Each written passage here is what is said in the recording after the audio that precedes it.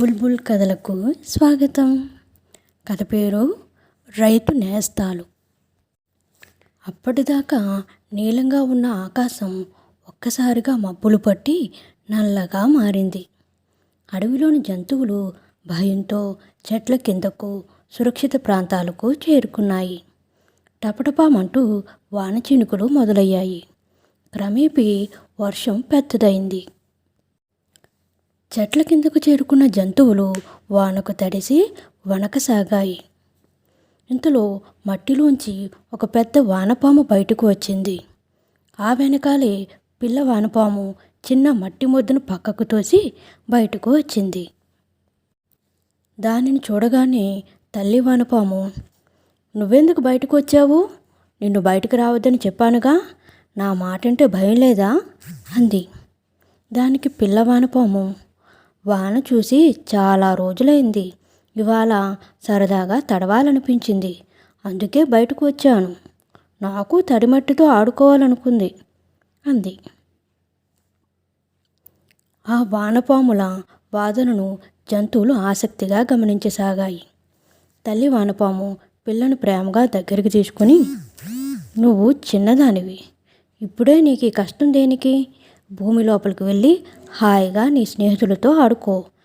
పెద్దయితే నీకు ఈ పని తప్పదు" అని అంది. అక్కడున్న జంతువులకు వాటి మాటలు అర్థం కాలేదు. ఉండబట్టలేక చెట్ల కింద నుంచే వాటిని ప్రశ్నించాయి. "మీ మాటలు మాకు ఆశ్చర్యం కలిగిస్తున్నాయి. మీరు చూస్తే చిన్న జీవులు చేసేంత కష్టమైన పనేంటి?" అని అడిగాయి.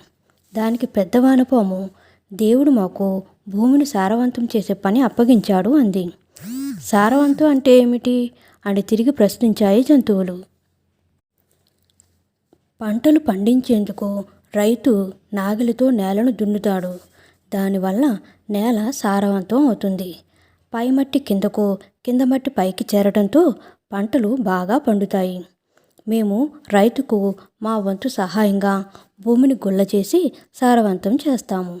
అందుకే మమ్మల్ని అందరూ రైతు నేస్తం అంటారు. మేము మట్టిని శరీరంలోకి తీసుకుని సారవంతం చేసి విసర్జిస్తాము.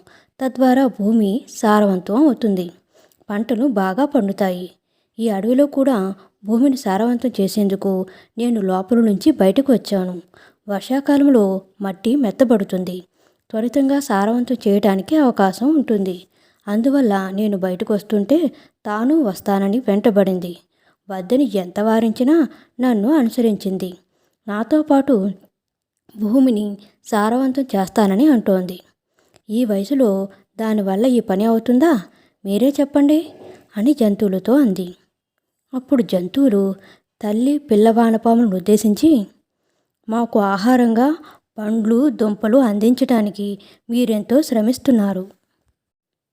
మీ వల్లే మాకు ఆహారం దొరుకుతుందని ఈరోజు తెలుసుకున్నాం. మీ మేలు మర్చిపోలేము.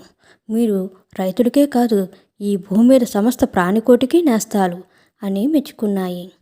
కథ నచ్చినట్లయితే లైక్ చేయండి, షేర్ చేయండి, సబ్స్క్రైబ్ చేయండి. Thank you so much.